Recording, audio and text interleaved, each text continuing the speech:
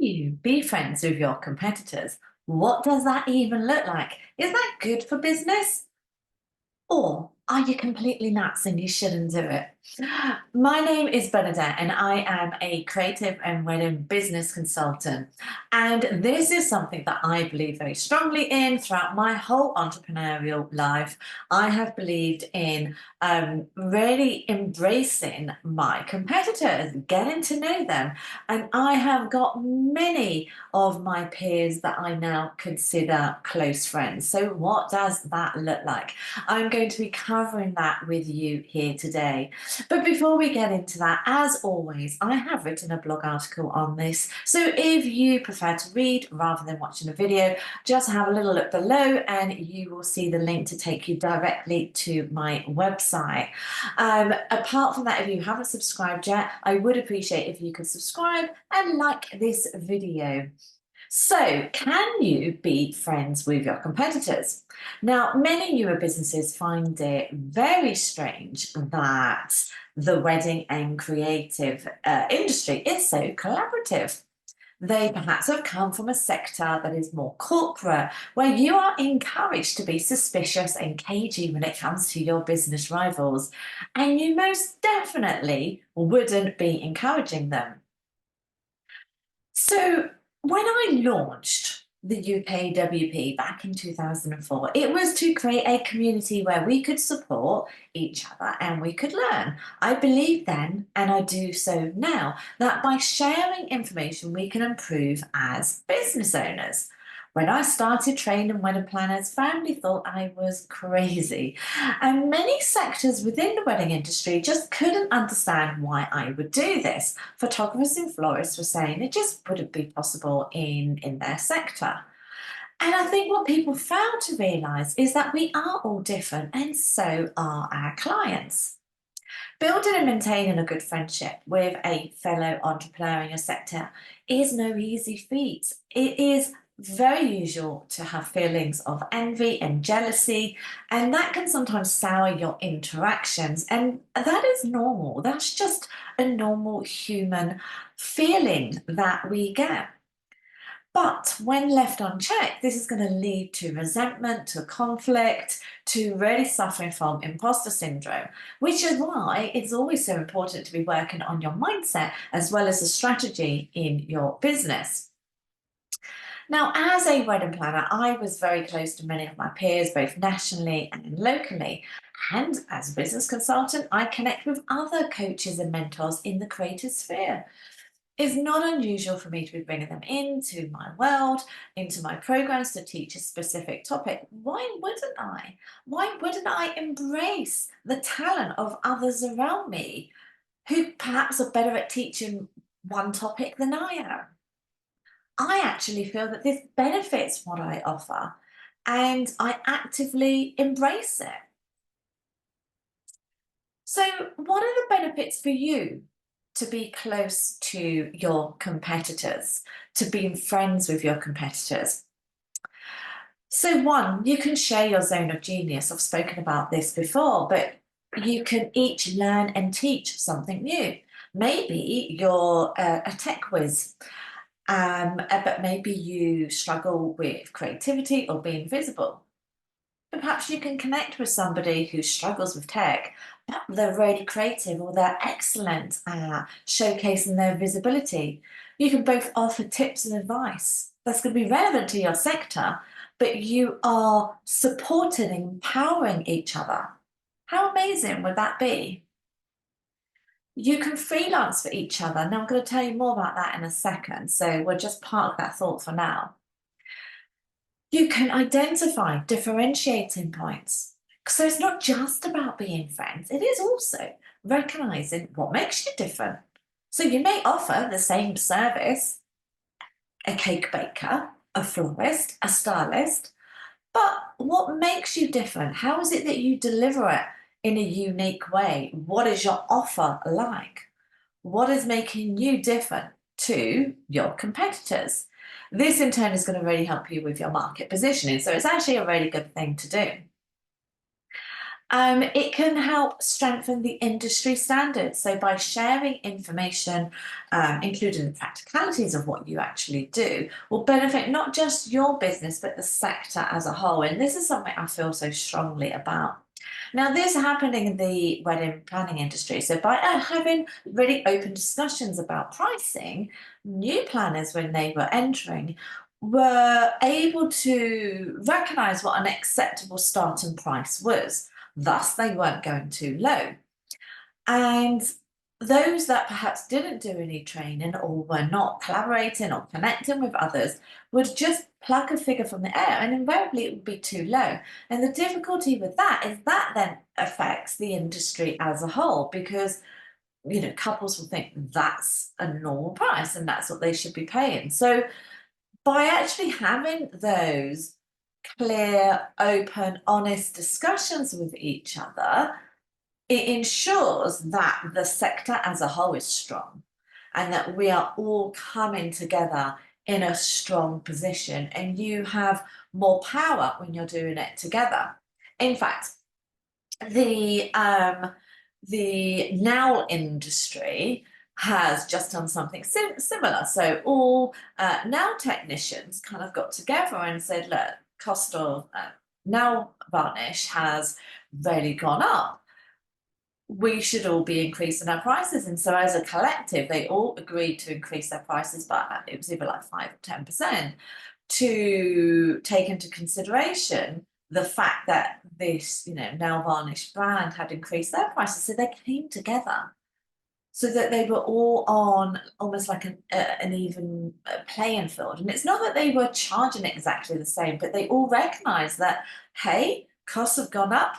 We actually should be increasing our prices. And they all came together and did that. That's what it looks like when you are open and you have those discussions with others in the sector. It makes a big difference to how the industry can grow and how it is represented to others, to the press, to our clients. Because I can guarantee, and this is a whole other discussion, that by undercutting your competitors, you will not only have a negative impact on your own business, it is actually going to spiral, and it will have an impact on the industry as a whole. And if you have impacted the industry as a whole, then it's just like a vicious circle, isn't it? So by having those open discussions with your peers, it absolutely will strengthen the industry standards, and the expectations and morals and values. It just is such a good thing to do. Okay, we're on number 5, by the way. So 5 is sharing information on scam artists. So in one of my Facebook groups, for example, I will share common scams so that when people receive an email and they're not too sure if it's legitimate, they're able to go and have a little look at the past scams to recognize whether it is a legitimate one or not. So, for example, there is a man that for the last probably 5, 6 years has been contacting not just businesses in the wedding industry, but interior designers, personal stylists, with a fake request. And he'll have a fiance who is a shipping heiress, but it's all completely fake. I've even reported this person to the police, who haven't actually done anything. And that is a dangerous situation, because this particular man wants to meet with women. That's what it is. He wants to be meeting you, and he will be bombarding you with WhatsApps. So if you were somebody that is not connected, you could very well find yourself in an unsafe situation. So by sharing information on scams and hoaxes, that will help others, because there's safety in numbers, right? So it's a good thing to do, and that's where sharing information, in my opinion, is vital for us. Okay, 6, you can share views on suppliers who are dishonest. If you think people don't talk, you're so wrong, because we will talk. And if we've had a really bad experience with somebody, then we're going to say it, aren't we? We're more likely to talk about that sometimes than the positive. So you're able to share views, and it's not about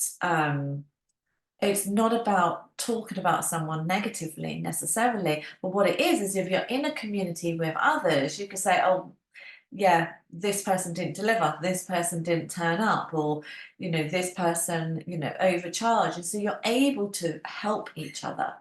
But likewise, those that deserve their own gold crown, you could say, I work with this person. They were amazing.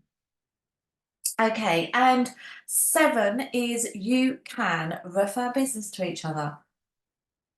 Word of mouth is an excellent referral scheme. So shouldn't you be nurturing it? I mean, it doesn't even cost anything. You should be nurturing that. Now, I wanted to talk to you more about freelancing, which was one of the points that I mentioned. So when I was working as a wedding planner and I owned the UKWP, we operated a freelance scheme. So whereby planners could request additional planners for an event. And I loved this. So I freelanced for friends before and for members, and it benefited me greatly. And I know those that have done it, it's benefited them.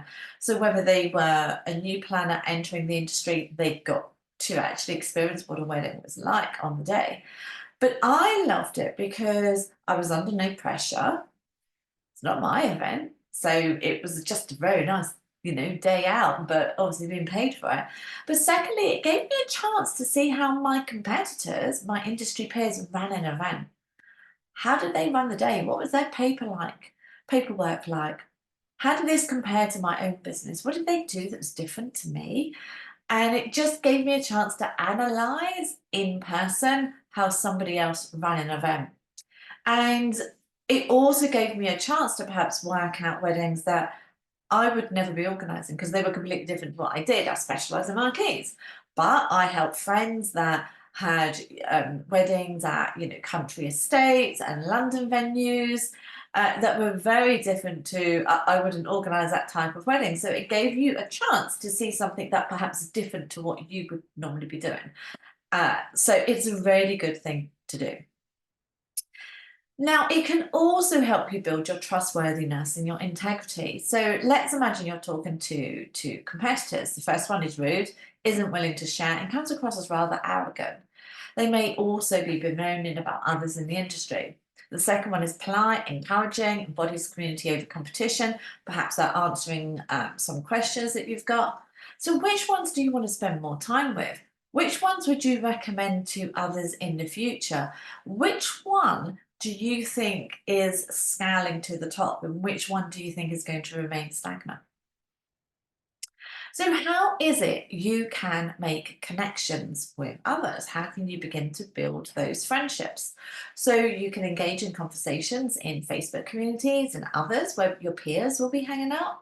You can join a membership whether entrepreneurial or industry relevant. You can attend networking meetings, soirees. Don't forget, I've got my wedding coffee and chats that I do in Essex and London. You can engage with them on social media, sharing posts and leaving comments. There are so many ways that you can do this. But remember, don't be afraid to ask questions in person or in the groups. But equally, be prepared to listen. All too often, I'm finding people asking questions and then they're just dismissing it. They're not listening to the excellent advice that has been given. And it's really frustrating. View them as industry peers, not competitors. So read my article. I'll include some links down below actually on networking. I've got some icebreaker questions in there as well if you're nervous.